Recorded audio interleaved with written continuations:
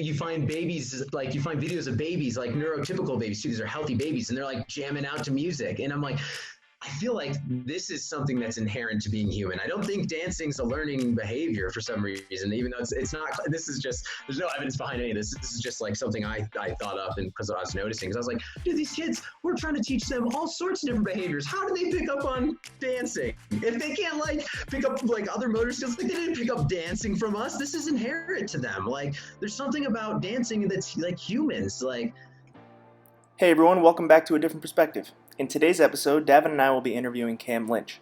He is a behavioral and mental health specialist who shares with us the valuable lessons he's learned as a professional and in his own personal life. Cam shares a passion for adrenaline-pumping hobbies like rock climbing, snowboarding, jiu-jitsu, and much, much more. We're really excited to interview him today, and we hope that you enjoy it. Welcome everyone. Our next guest on A Different Perspective is Cam Lynch. He's truly one of the most amazing and unique individuals I've ever met. Cam has previously worked as a counselor in behavioral health and is currently working for the National Suicide Prevention Lifeline. When it comes to the outdoors or fitness-related activities, this guy is the jack of all trades, a phenomenal endurance athlete, rock climbing, snowboarding, yoga, jiu-jitsu, you name it, this guy has done it and done it well. Cam, super stoked to have you on the podcast. Welcome. yeah, dude, thanks for having me. That was an intro too. So hopefully I'm not blushing too much right now. Yeah. We can welcome to that.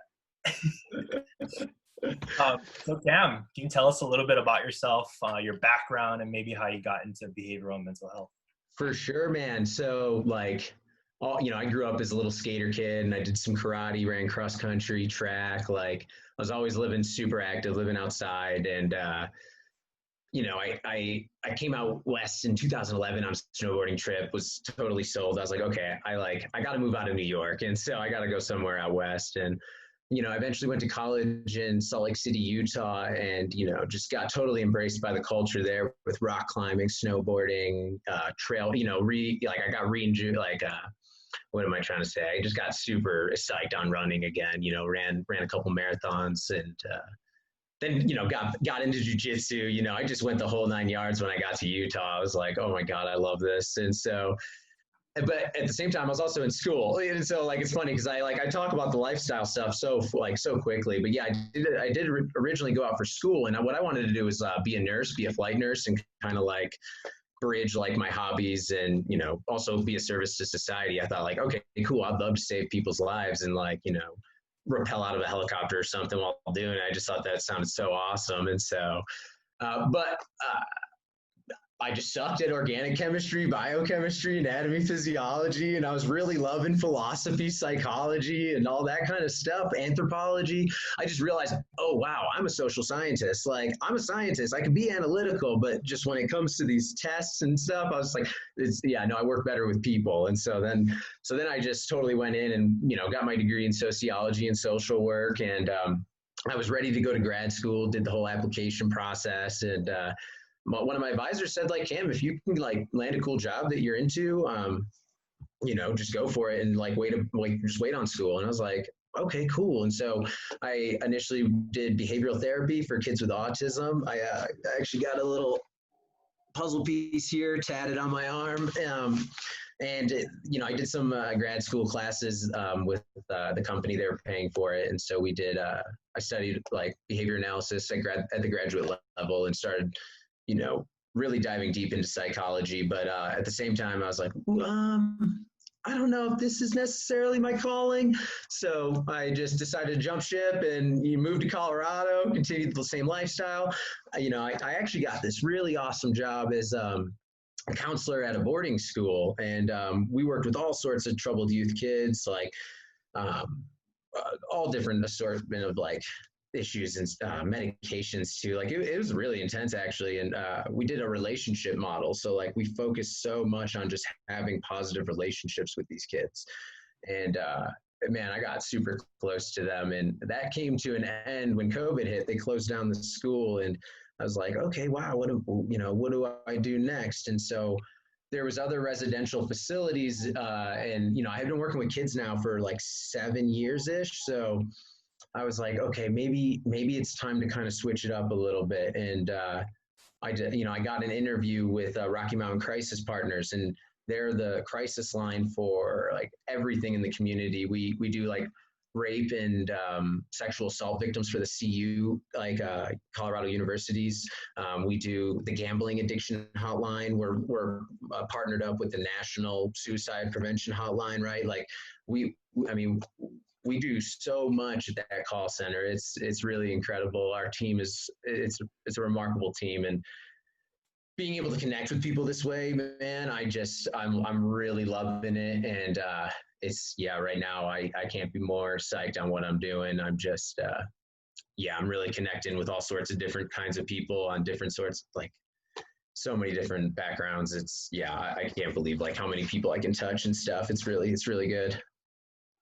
Amazing, man. Is this normal for someone, at your age, and tell the listeners how old you are, to have this much experience and, maybe talk about the field of mental health and where you fit in it, it's maybe a little homogenous in some senses, and what you kind of see and where you put yourself in it. Yeah, so that's really interesting because, I got into it originally working for the YMCA. I was doing Fun Fit. It was basically like glorified babysitting, except we did cool things with the kids, like play sports, set up obstacle courses. There was a section for kids that just wanted to read and color and stuff too. And so that's what got me into working with kids. And I got into that when I was like 19, 20. Even before that, in high school, I was volunteering at this school called Patty Hill, reading to the elementary kids during my study hall. So I've been working with kids for, like in the beginning for a while now. And that, when I moved out to Salt Lake for college, I got a job with the Salt Lake City Parks and Recreation Department, and I was working with kids there and doing awesome stuff. And my supervisor saw how I worked with the kids with like special needs, handicaps, Downs, autism, and she was just pretty much like, Cam, can you just like take care of these people? And I'm like, yeah, definitely. I got that. In fact, this one kid, man, I loved him so much. This is just funny, quick story. He was like running around in the playground, had a rock in his hand, and just in his own world, like underhand threw it, and it just went bam, hit me in the forehead. Blood just rushes down my face immediately. And his autism was pretty severe, so like you can't really have a conversation with him. His communication skills are pretty low, but I was just like, oh man, I love you so much, dude, but now I'm bleeding. And so that's, it was those experiences that just sold me on, autism in general. And so that's what I like when I got offered that job, working for alternative behavioral strategies in Salt Lake, doing the behavioral therapy. I just jumped on it immediately. I was like, I want to work with this group of kids for sure.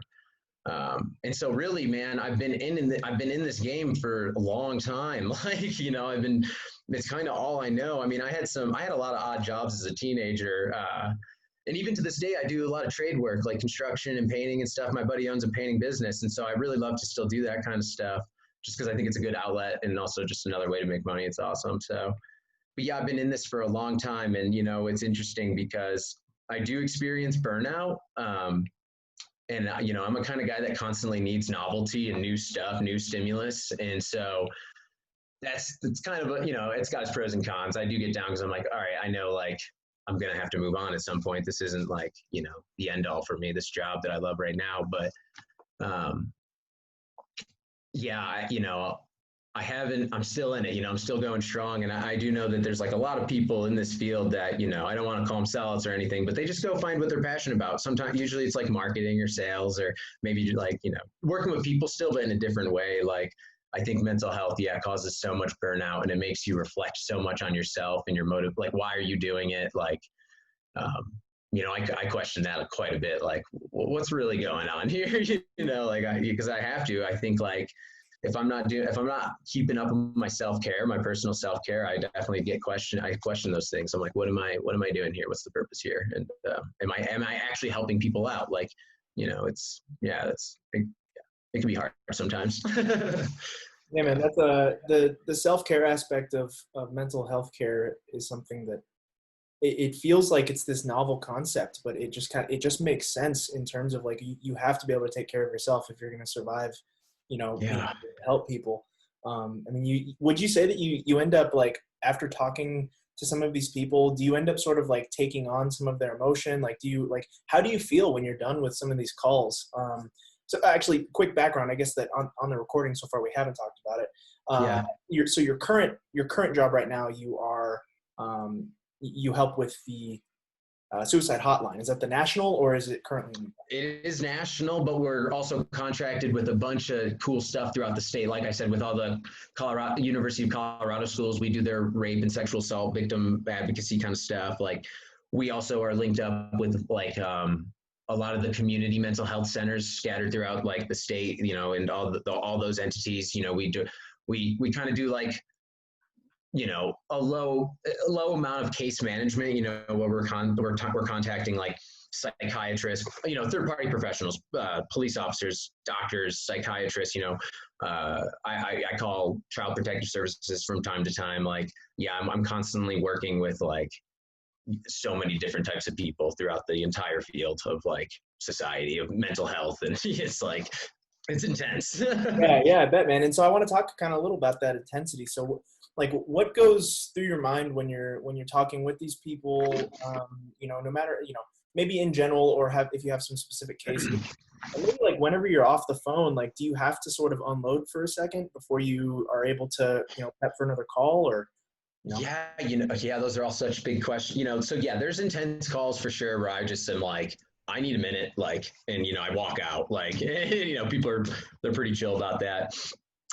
Then there's the times, you know, where we're just getting slammed, and I know doing that to the team would just kind of, you know, and the people too. Like, there are times where I just have to kind of muscle through and be like, okay, man, like you got about a minute to take a breather before you take this next call. And like, and it's hard, man, when you're just talking for 8 hours straight throughout the day and like constantly paying attention to people too. So, but yeah, you know, it's really good to have such like good supervision and such good, we call them leads. They're the people like monitoring all the calls for us. And so, you know, we can debrief with them, and we have this like online, like we have a chat room essentially for everybody working.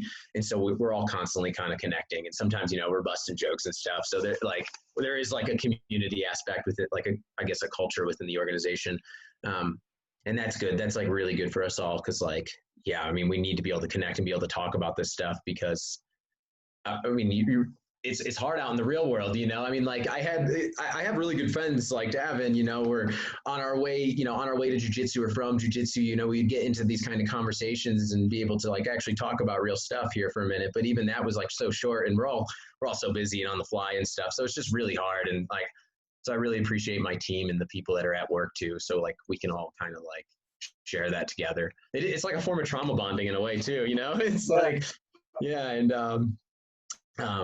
so I guess like other than that though, you know, I'm very like religious about all that rock climbing, jujitsu. Like I do some yoga, trail running. Like, you know, I need that stuff to release all the stress essentially. And you know, I do like, you know, it's like a joke in mental health that if you're like a therapist, you hopefully have your own therapist. And I really just like buy into that totally. I'm like, yeah, no, we should be doing therapy. All of us should be doing therapy. It's like, and so, you know, I have a therapist too, and I journal a lot as well. And so I like to think that like I can deal with the stresses of mental health, but you know, I'm a human too, and it gets hard at times. But I'm just fortunate to have a good support system, and I just try to follow through with what I need to do to take care of myself, because I mean, just doing that, like learning that as a habit, like taking care of yourself. These are behaviors that you need to learn. And yeah, I mean, I'm still a young adult, and so I'm not like claiming to be, you know, have my whole life dialed together, you know. So I think that's like being realistic with myself as well. And so constantly monitoring myself and checking in with myself it's so important. Yeah. Hope that answers that question. No, yeah, it did, definitely. I mean, it's multifaceted too, because it seems like it probably depends on, like you said, who you're talking to. And even when I'm talking to friends about some of these things, sometimes you just got to take a second to unload. But it's really cool that you have all of these separate outlets. We're definitely going to talk about some stories like some snowboarding and all that later on. So we'll hear about that. But yeah, man, it's really cool. Yeah, cool. Yeah. Just want to ask about kind of keep that ball rolling on the whole self-care, and you've outlined a few things that I think we've talked about on this podcast before that are in the professional realm that have high value, but are often stigmatized within the community of just men generally. Yeah. You talk about therapy, you talk about talking amongst friends and kind of being vulnerable and authentic. Um, can you kind of talk about those stigmas and how you maybe see them play out within society, maybe in your own life, and then maybe how to overcome them, or what tips you can provide people to kind of identify them, right? Because if we can't identify that it's a problem, we won't ever find a solution. Yeah. One sec.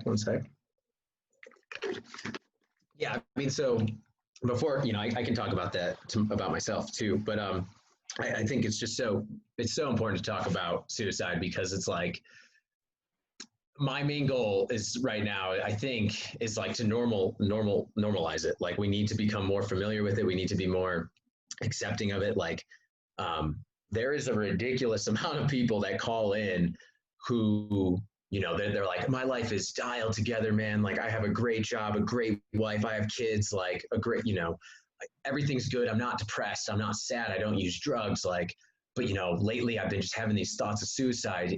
I'm like, oh, okay, yeah, tell me a little bit more. And then he'd be like, dude, like last night I was out to eat and with my family, and wherever we're all laughing about a joke, and just something slips through my head, and it's like, kill yourself. And he was just, and it scares him, obviously. And he tells me, he's like, this isn't it. I'm just kind of making this one up. This is like, but this kind of a call happens quite a bit. And so essentially this kind of an individual, I have to reassure them, like, okay, no, these thoughts are very common, man. Like, you can't control every thought that passes through your mind unless you're like a Buddhist monk of like 40 years of meditating, and you're just, you got it all under control or something. I don't know. Like, you can't control your imagination, the mind, the unconscious mind. It all just, there's some bizarre things. And I always tell people, I'm like, if you start tracking all the weird thoughts you have throughout the day, that you like, you just realize you have a lot of bizarre, weird thoughts that you like aren't really a reflection of you or where you're at in life. These are just random firings in the brain, I think. And so it's like, and so there, but bringing it back now, there is the stigma here in society. And so as soon as these people say anything, people around them, they don't know how to respond to that. Like, typically people aren't coming to us, and saying, hey, I'm suicidal, right? And so like, typically our reaction is quite strong, and, or it just sucks. Like, none of us, the majority of us aren't like trained professionals in mental health. So we'll say something silly like, well, just pick yourself up by your bootstraps. And it's just like, whoa, okay, now you just think I'm like weak-willed, when all I'm saying is I just had some weird thoughts of suicide. And like, and then, so it's just like, so we need to just become we need to accept how familiar or how common it is just to have like bizarre thoughts of suicide. And now that's just like that facet of it.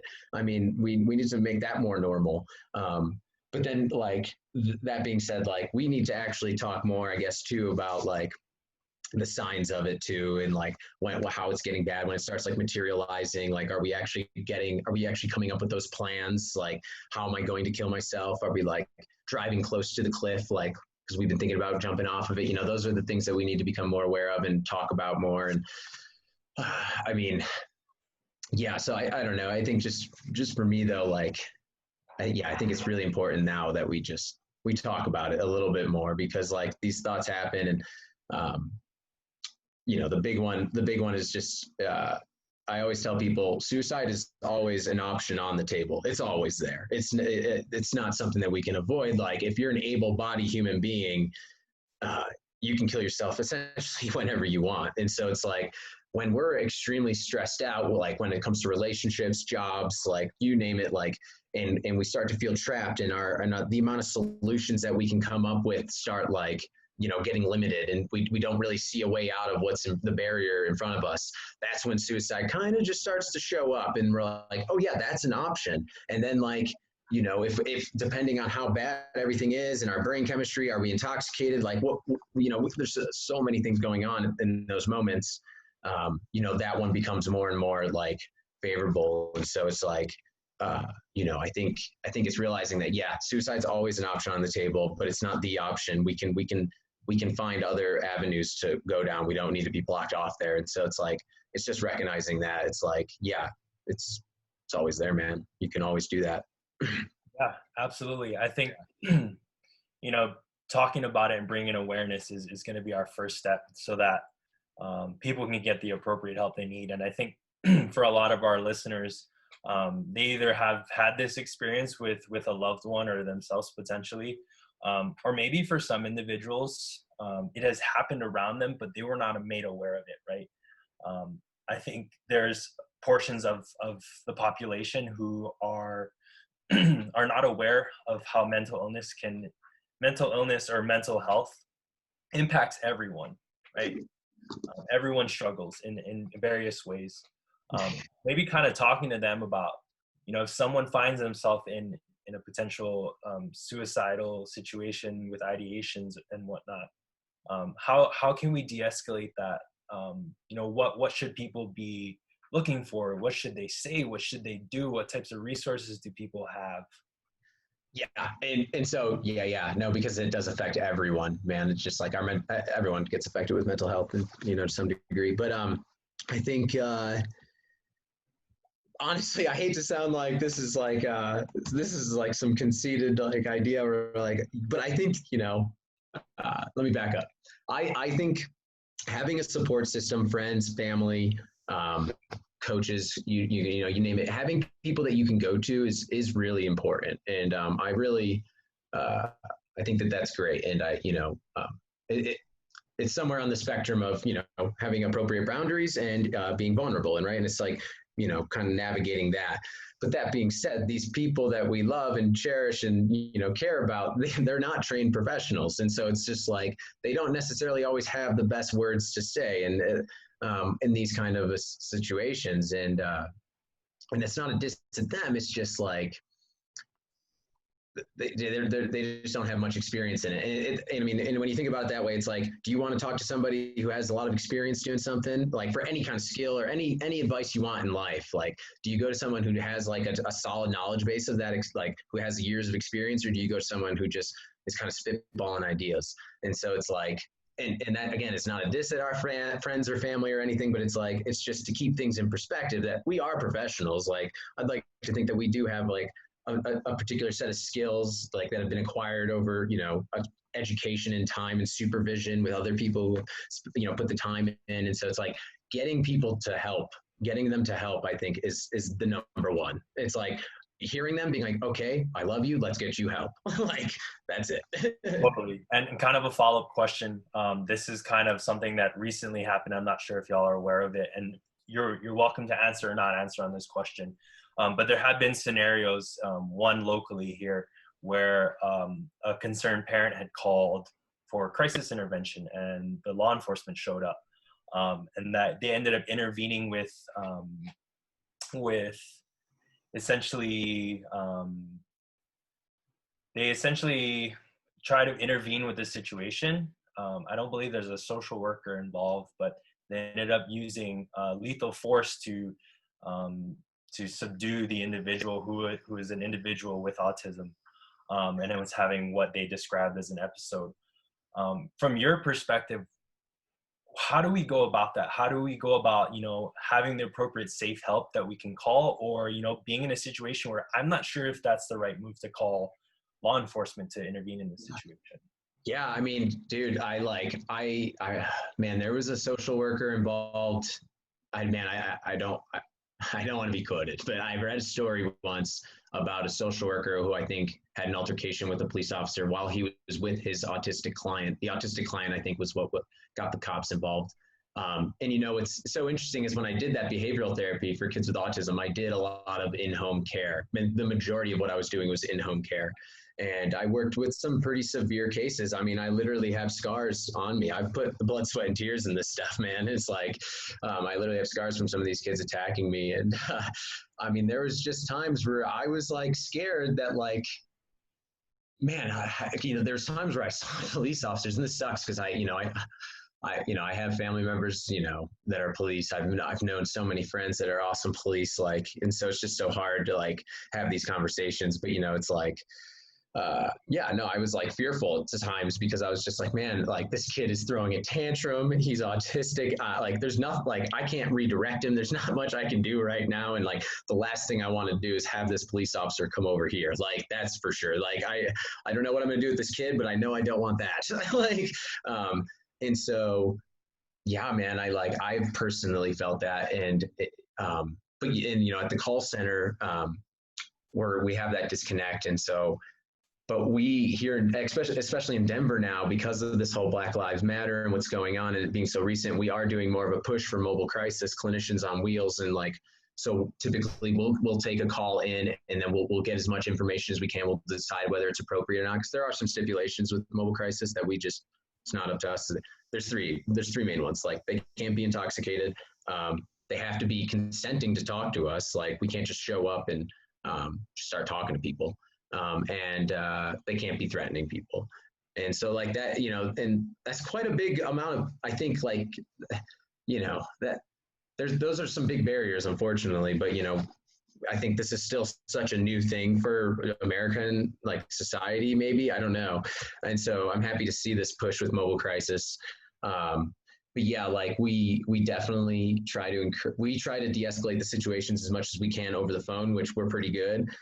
We got an awesome team, like I said, but then we also have the mobile crisis team. And so there are clinicians on wheels, and I mean, calling the police is the last resort. And that's typically when it's gone violent. It's just like, if they're on drugs or something, we just try to hope that we can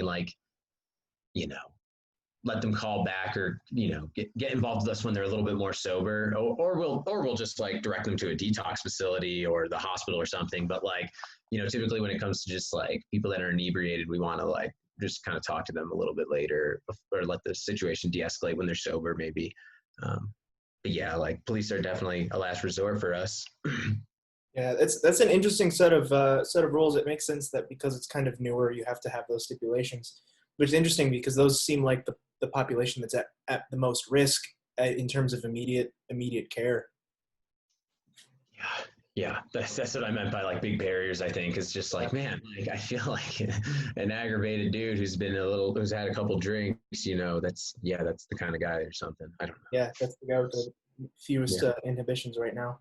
Yeah. I want to kind of bring something back, because you had mentioned when you were talking about the sort of aspect of not everybody really understands how to help.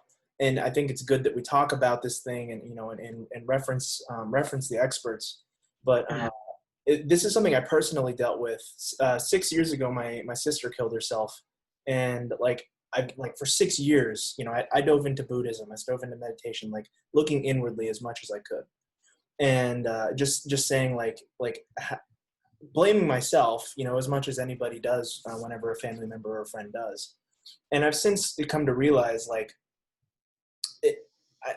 what could I have done, even if I had known what to look for, and I had known maybe how to even if I had known how to help, how could I really have changed it at 24 years old?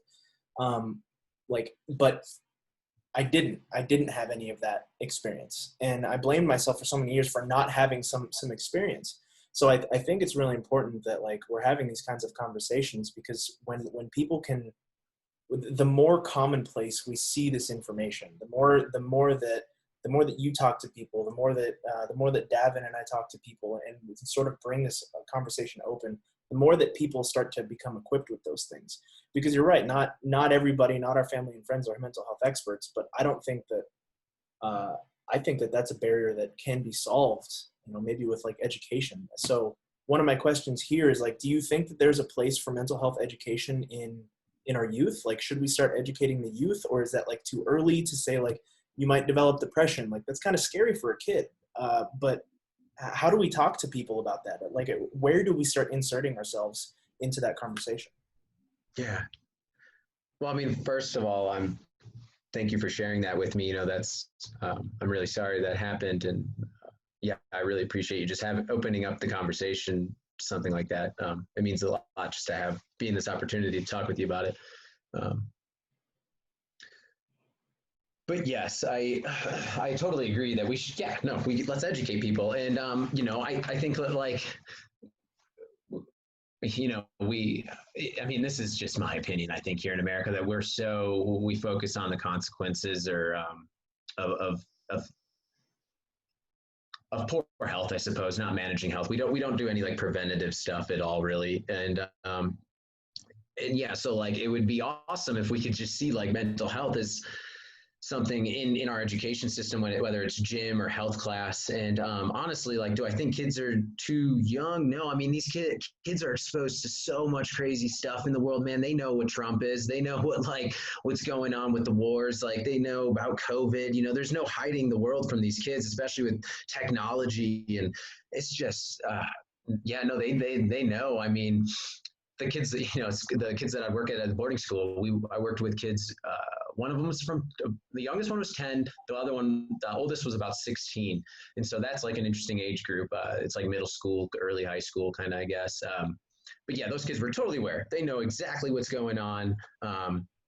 Yeah, so through our relationship model, I mean, we talked about these things with them. Like, what does anxiety look like? What does depression look like?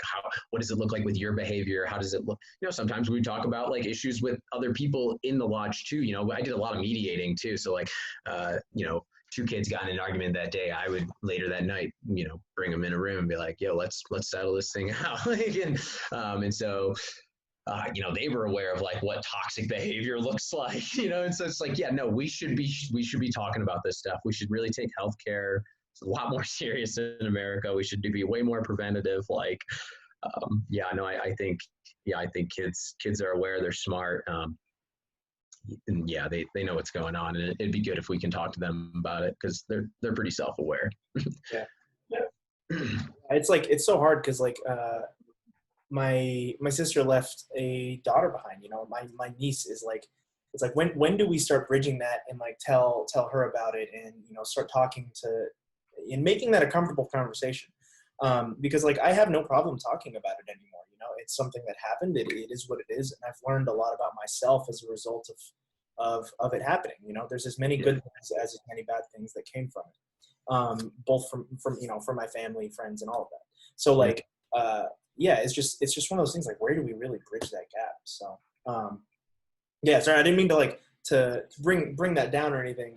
No, it's just, yeah, it's interesting because I feel like I could just, because this is what I do for work, I feel like I just want to dive into it. But yeah, let's stay, just talking about this stuff. But yeah, but that being said, I like how you said like you didn't really take the blame though, or you learn to forgive yourself, I guess, and maybe not blame yourself as much. And because yeah, it's like at the end of the day, it is hard. I mean, it's easier said than done. I always tell people like you can't really, you're not responsible for an adult's decision, and that's just a hard reality, a hard pill to swallow. And I have to have that conversation with a lot of people at work all the time. Like I have parents who call in who, I mean, this is interesting because this is like not what I am aware of, but like 30-year-old sons living at home who, really didn't really do much with their lives. And like their home is really nice. Both their parents were like hardworking people and they just have like two bums living at home. And I hate to say it like that because it's just, I hate to like create a stereotype, but this is like a group of people that like, and they're arguing still, and like there's so much drama, and the parents are like, I just want them out of the house. And I'm like, yeah, like do that. Like, you're not responsible for this, adult. Like, and so that's just like so many facets of like we're not responsible for each other, but I think through education and stuff, we can learn how to like work with each other a little bit better. Yeah, absolutely. Yeah, working with, I mean, because we're all in this together. Yeah. Cam, I tend to reflect on kind of my own experiences in constructing what mental health is, what it isn't. And before, I guess I had this binary idea of, if you weren't mentally ill, you were mentally healthy. And I know that's now incorrect. It all exists on a large spectrum that's still being added to. But one of the things that I can refer to in my own personal journey with mental health is my relationship with exercise. And moving my body was my primary coping skill. Using food and exercise as those two primary coping skills, not to benefit me now when I reflect on it, but more as kind of suppressing, kind of to cope with those emotions that I've had growing up. I utilize exercise as my outlet, and in society, that's a good thing, right? Look at you, you're in the gym multiple hours a day, like you're dieting, you're doing all these things, you look healthy, but on the inside, it was a completely different story. Can you kind of talk about, your relationship with movement and how you've been able to cultivate it to what it is now for you, and maybe what it provides to you, for you, in maybe the physical, mental, and spiritual level? Yeah, man. Yeah, dude. I love that you asked about that because, I think, there's an aspect of me that's just like childish that never really left. And like I said, I grew up very just active as a kid. And so, I think in the beginning it was all just about fun, but like I recognize I feel exactly what you're saying, man. I feel like I took my activeness and used it as a distraction. I used it to just suppress feelings, anxiety, like, really not working through some of the stuff, maybe like whether it's family drama, like relationship issues, like whatever it is, really, myself. Yeah, it's just so easy to like go rock climbing, go to jiu-jitsu, just like go, and don't like take a minute to pause and stop and think about like, where I'm actually at in life or like how am I actually doing. And it just compounds, man, until you eventually just crash, or at least I don't mean to say you, I mean me. And it's like, that's when I get low and deep and I'm like, man, what am I doing? Like, the big thing for me is like just exercising a little too late at night. I'll be like wired for the whole night and then like I can't sleep. And then I go into work the next day just like, groggy and, I don't have a good day. And those are the days that I'm like, it affects my performance. And then those are the days, I start questioning like, what am I doing, man? Like, I get down and self-deprecating, self-loathing, and it's like, it's just not healthy. And so it's like, yeah, having a real balance, like finding balance, like, I kind of am actually dedicating this week to like less climbing, less jujitsu, less like just more self-care this week. And I just moved. And so like, I feel like I've been go. And I haven't even really taken time to like just settle down. And, so yeah, no, I feel you, but like when it comes, but I'm getting healthier though, I'm recognizing what's going on. And so I am learning to monitor more because the movement isn't just a distraction to me. It's not just like a suppressor. I do have like a spiritual connection to this stuff, man. Especially like, I know like with you and jujitsu, you probably felt something very similar to that. It's like, we treat the dojo like it's a church, it's very like kind of like a sacred place. And at least it is for me. And so,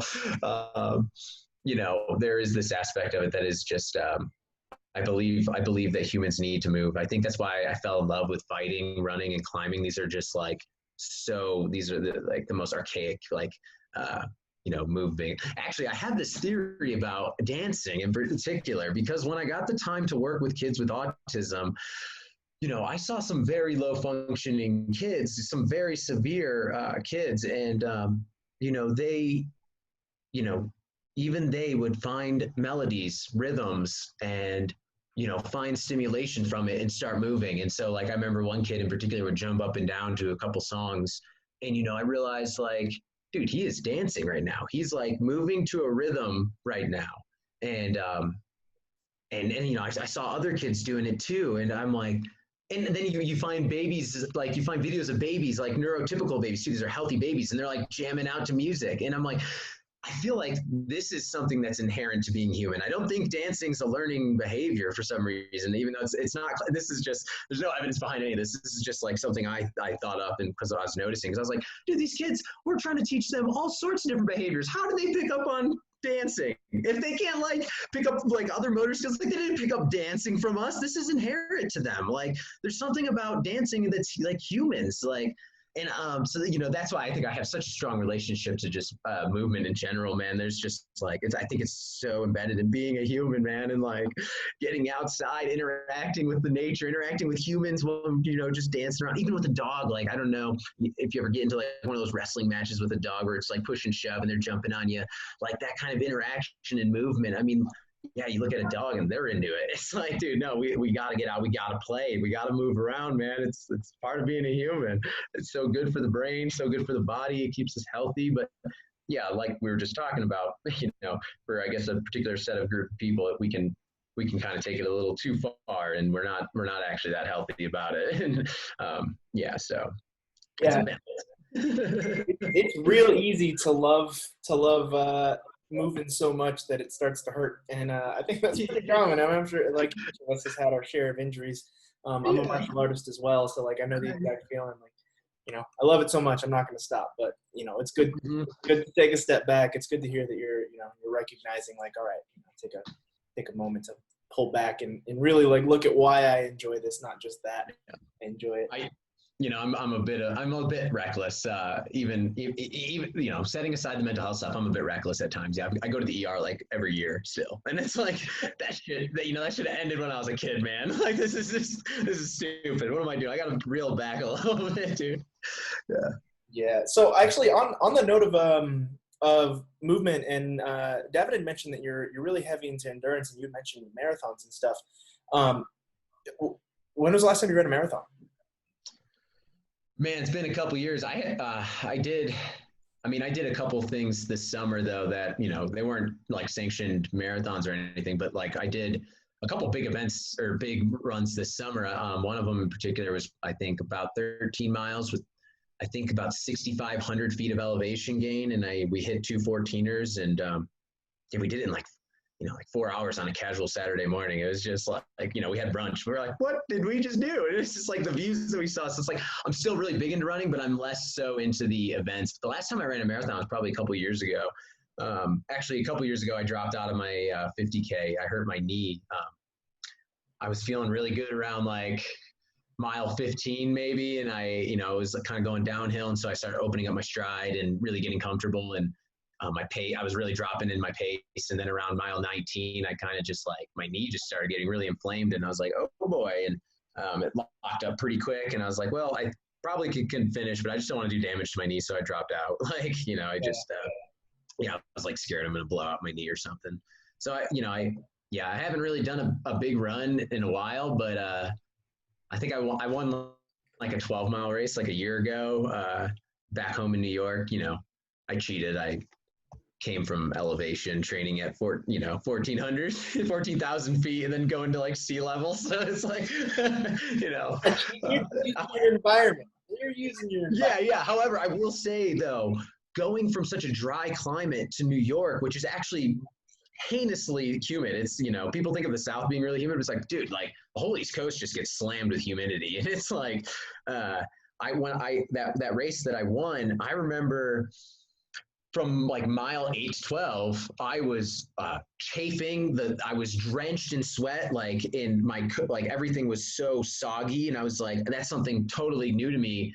Even though I guess I should say I forgot about it, like, because I'm from New York, I experienced it, but when I left and came out west, it's so dry out here that I don't really sweat anymore, and so it's like, at least outside, in the sun, it just evaporates so quick, and out there, the dew point and humidity, it's like, man, I was just saturated, and I was drained, man. Like from mile 8 to 12, I was really just like hoping I can keep the distance in between me and the guy. I realized me and him are probably going the same pace. I'm just this much further ahead of him right now. I made a move. And so it's like, I just have to maintain this pace, I think, to like keep going and to beat this guy, because the climate, it was insane. Like in the beginning, the elevation was great. Like I felt great when they were gassing, the people in the front, and I was keeping up with them. I realized they were gassing on this hill, and I'm like, oh yeah, I'm making my move now. And then once I made that distance in between us, it was like, okay, I'm dying. The humidity's like cramping me up. I'm sweating. I'm leaking right now. Like I'm drenched, chafing. I'm like, just keep this distance between us, and you won, Cam. And I was just like, but yeah. So that was the last race I did. I think it was about a year ago or two or something like that. I don't know. Nice. What, like, in terms of training for that, I don't know if you were aware of it during your training, but did you have like kind of a sense of how it was impacting your overall health? Like, were you straining to train for some of these events, or was it more like you were just kind of enjoying the training, you were doing what you could, but not really like, What's your perspective there? Right. I mean, I can go deep into that. When I was a runner in New York, in high school, cross country and track, there's such a competitive element in it that like you are training. These are speed workouts. These are the times that you need to hit, Cam. Like, because we're trying to get this goal on this course. Like, you need to beat this person. It's so strategic. And that's just kind of not me. I'm more just like chill, man. Like I just run for fun. Like I love a good workout. I love getting into flow state. I love really pushing it, hitting those PRs and stuff. But that's not my motivation.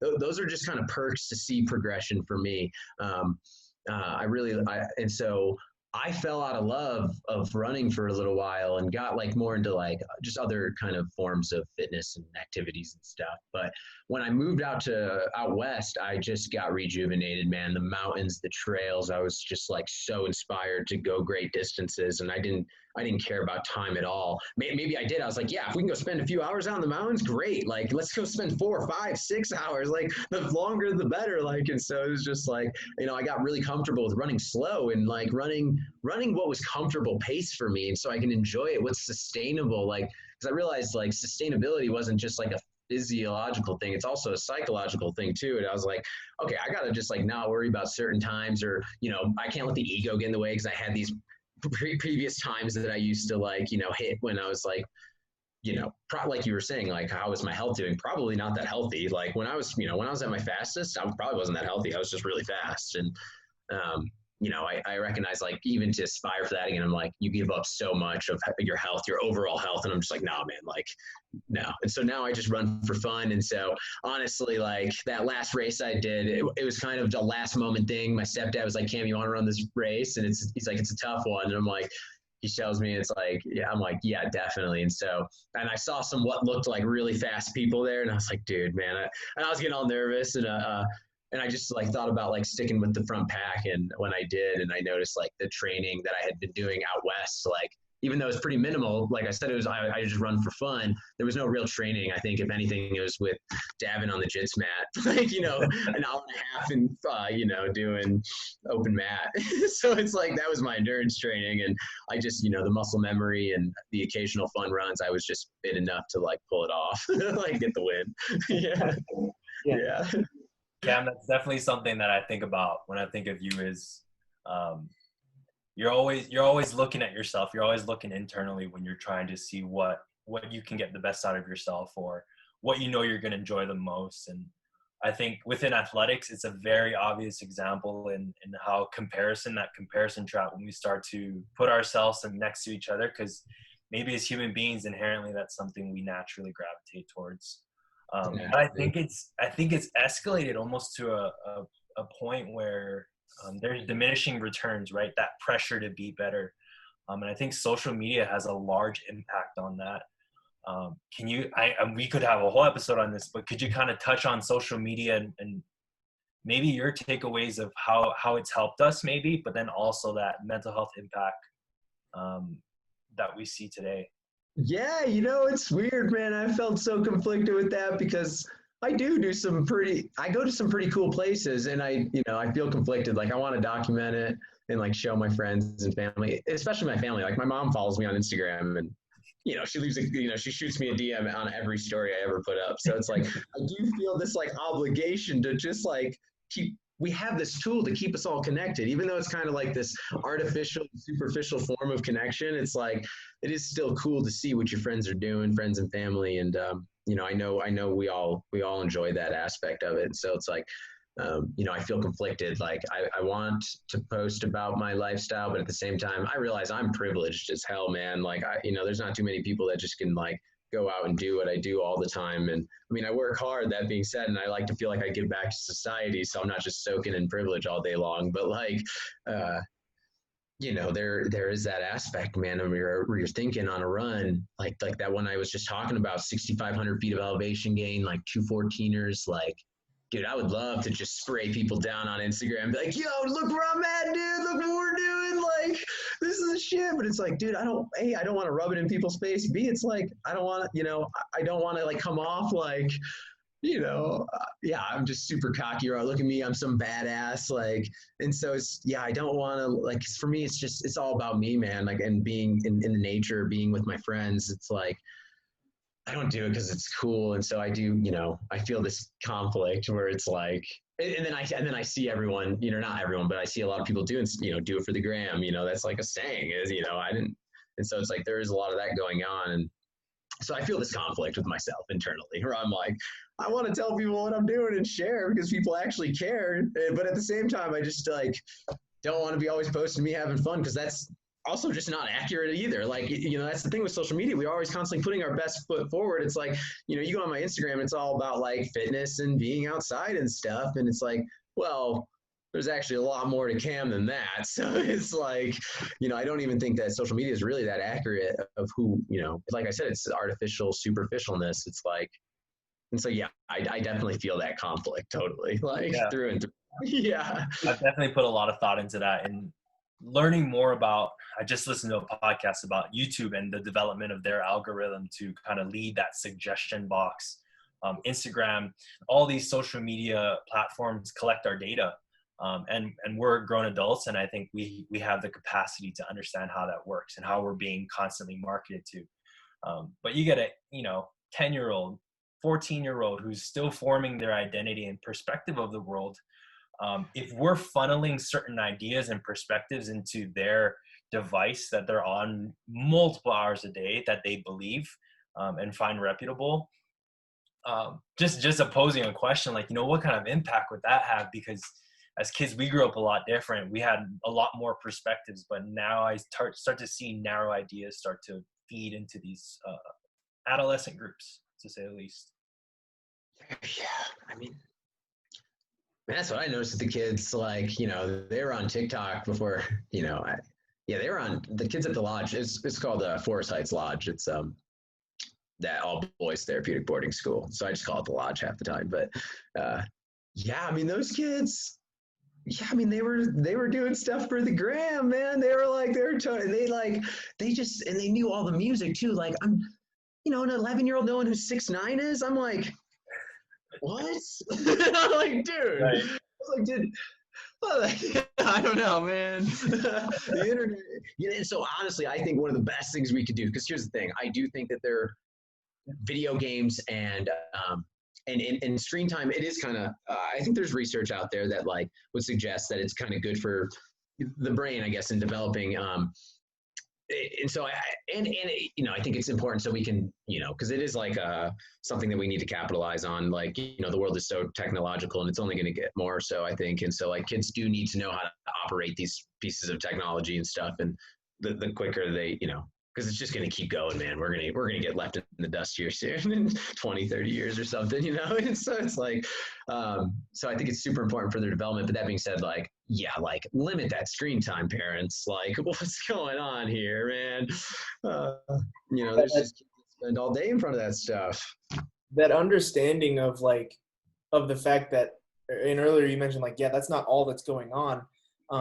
But then when the kids see like that is all that's being posted and things like that, like if at least parents should be framing the understanding of like, this isn't everything, it is really a very different world outside of that person's phone. Like if you look what happened after they posted that, there was some interesting studies that I'd listened to on an old podcast, and it was like, I think it was Hidden Brain or something.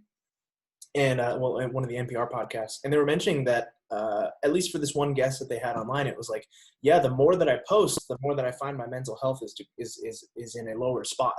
And I've looked inward since then, and I noticed that when I'm not really feeling like really confident, I'm feeling kind of insecure, I tend to post a lot, and that's just kind of what happens.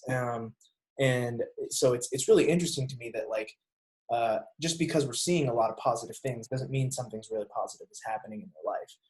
So I really get that dichotomy that you're feeling, because it's strange. It's like, where do I draw the line between wanting to show people what I'm up to and, it being actually toxic for the people who are looking at it, Yeah, or even like you're feeding into your own like, or I guess not even to your own ego, but to like give you that hit to feel like you're significant or like you're connected to people care about you, people like you because they like your or something. It's like, doesn't actually give us that real fulfillment. It gives us like a short little dopamine hit, right, where we feel good for a minute. We're like, yeah, okay, cool, people care. But yeah, really, it's like, no, man, like, how are you actually doing? How many friends do you actually have?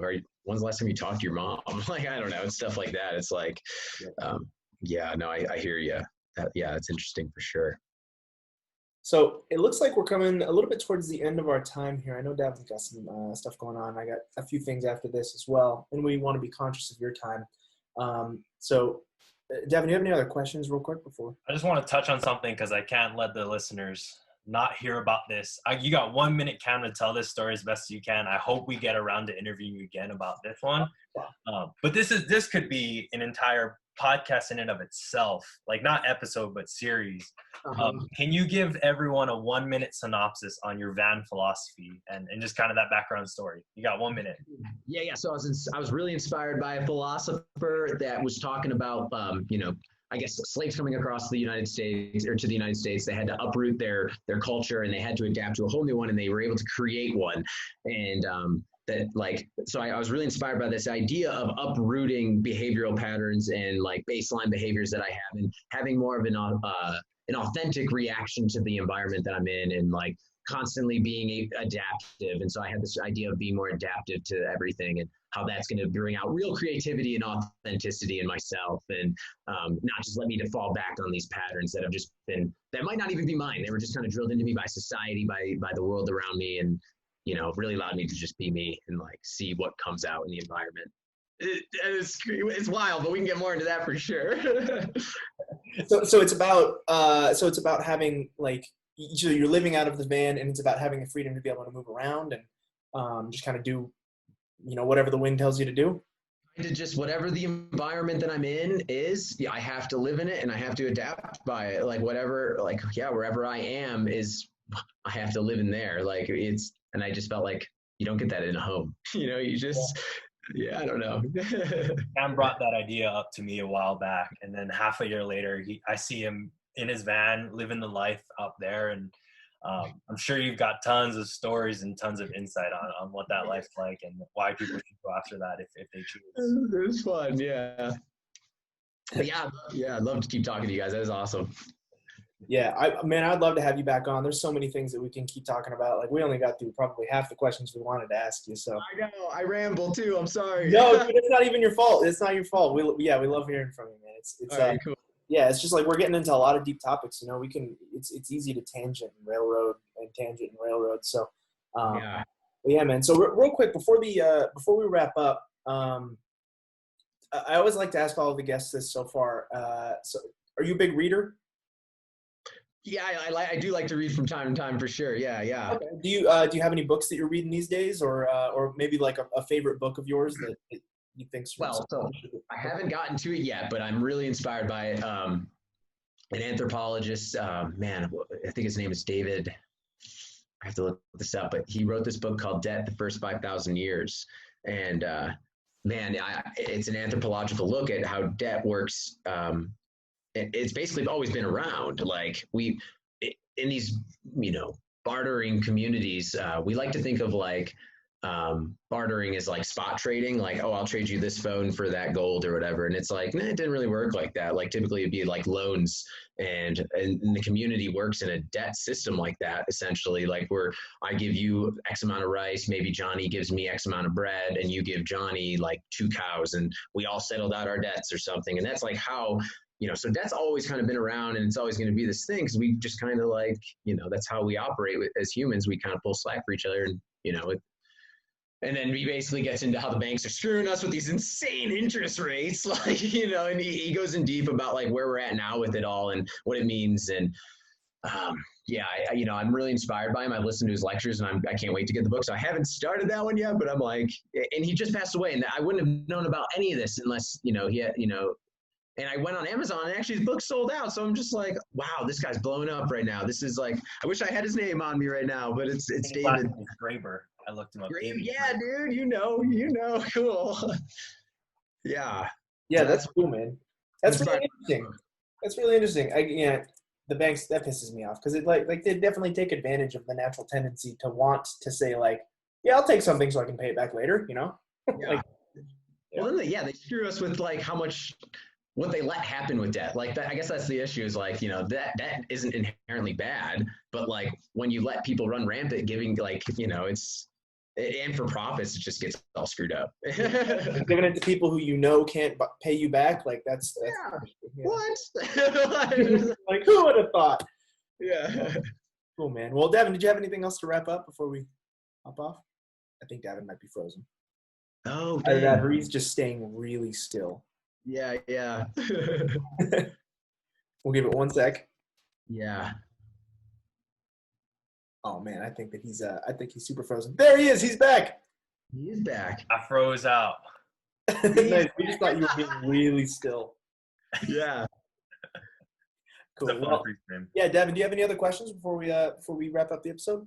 I mean, I have a million other questions, but that might have to be for another episode. Cam, great to have you on, man. Great to reconnect with you. I haven't spoken with this guy in a while, so great to provide you this platform to speak to people and our listeners about something super important and something all of us are very passionate about.